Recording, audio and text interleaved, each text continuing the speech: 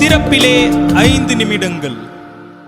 கிறிஸ்துவுக்குள் மிகவும் பிரியமான என் அன்பு சகோதர சகோதரிகளே, திறப்பிலே 5 நிமிடம் என்கிற இந்த ஜெப நேரத்தில் என் அன்பு சகோதர சகோதரிகள் உங்கள் அனைவரோடு கூட இணைந்து ஜெபிக்க கர்த்தர் பாராட்டின கிருபைக்காக ஆண்டவருக்கு நன்றி செலுத்துகிறேன்.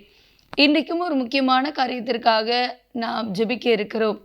மகாராஷ்டிரா மாநிலம் அதனுடைய எல்லை பகுதியில் சிந்துதுர்க் என்று சொல்லப்படுகிற எல்லை பகுதியில் செயல்பட்டு வந்த தொழிற்சாலை ஒன்றிலே செயற்கை போதைப்பொருள் என்று சொல்லப்படுகிற எம்டி என்று அழைக்கப்படுகிற அந்த போதைப் பொருளை மிக பெரிய அளவிலே தயாரித்து அவற்றை இந்தியா முழுவதும் சில முக்கிய நகரங்களுக்கு அனுப்பி இதன் மூலமாக இளைஞர்களுக்கு அதை விநியோகிக்க முயன்ற அந்த காரியமானது அதிரடிப்படை மற்றும் காவல்துறையினரால் கண்டுபிடிக்கப்பட்டு தற்போது அந்த போதைப்பொருள் முழுவதும் சுமார் 113 கோடி மதிப்பிலான போதைப்பொருள், அதாவது 365 கிலோ எம்டி என்று சொல்லப்படுகிற சர்வதேச சந்தையில் மிகப்பெரிய அளவில் விற்பனையாகிற மதிப்புடைய இந்த போதைப் பொருளானது தற்போது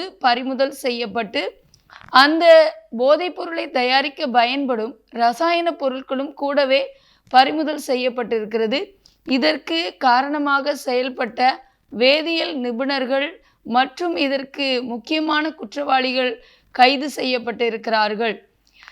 ஆந்திராவிலிருந்து சென்னைக்கு கடத்தி கொண்டு வரப்பட்ட அந்த போதைப் பொருளானது நல்லூர் சுங்கச்சாவடியில் அது போதைப்பொருள் கட்டுப்பாட்டு அதிகாரிகளால் கண்டறியப்பட்டு தற்போது பறிமுதல் செய்யப்பட்டு அதற்கு காரணமாயிருந்த வடமாநில ஓட்டுநர்கள் 2 பேரும் கைது செய்யப்பட்டிருக்கிறார்கள்.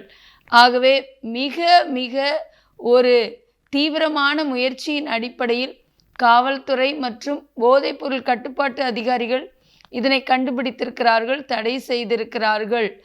வரும் நாட்களிலே இளைஞர்களுக்கு இதை பல்வேறு நகரங்களுக்கு விநியோகிக்கும்படியாக வைக்கப்பட்டிருந்த சூழ்நிலையில் ஒரு மிகப்பெரிய நெட்வொர்க் என்று சொல்லப்படுகிற இந்த நெட்வொர்க் கண்டுபிடிக்கப்பட்டிருக்கிறது. மிகப்பெரிய ஆச்சரியமான காரியம்.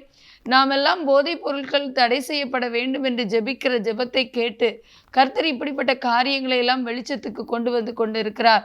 ஆகவே தொடர்ந்து நம்ம ஜெபிக்க வேண்டும்.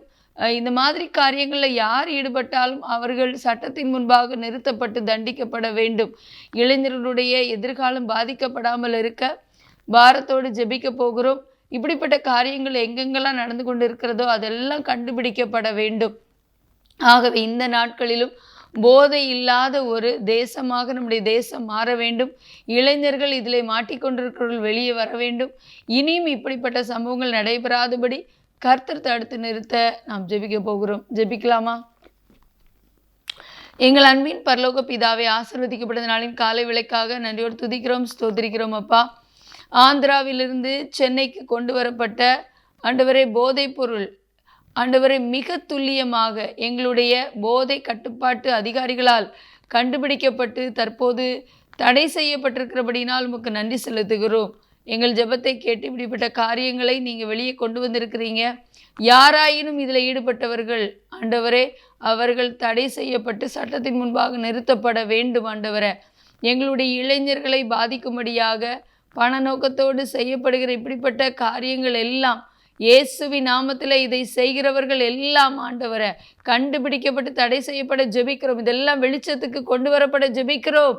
ஆண்டவரே, போதை பொருட்களுக்கும் போதை ஊசிகளுக்கும் அடிமைப்பட்டிருக்கிற ஒவ்வொரு வாலிபர்களும் கர்த்தர் அண்டைக்கு திரும்ப ரட்சிக்கப்பட நாங்கள் ஜெபிக்கிறோம். ஆண்டவரே, தொடர்ந்து நீங்கள் கிருபை பாராட்டி வழிநடத்துங்க. இப்படிப்பட்ட இளைஞர்கள் இனியும் அதில் அடிமையாயிராதபடி பாதுகாத்து வழிநடத்துங்க. இயேசுவின் நாமத்தில் பிதாவே, ஆமேன். தொடர்ந்து ஜெபியுங்கள். கர்த்தர் தாமே உங்களை ஆசீர்வதிப்பாராக. ஆமேன்.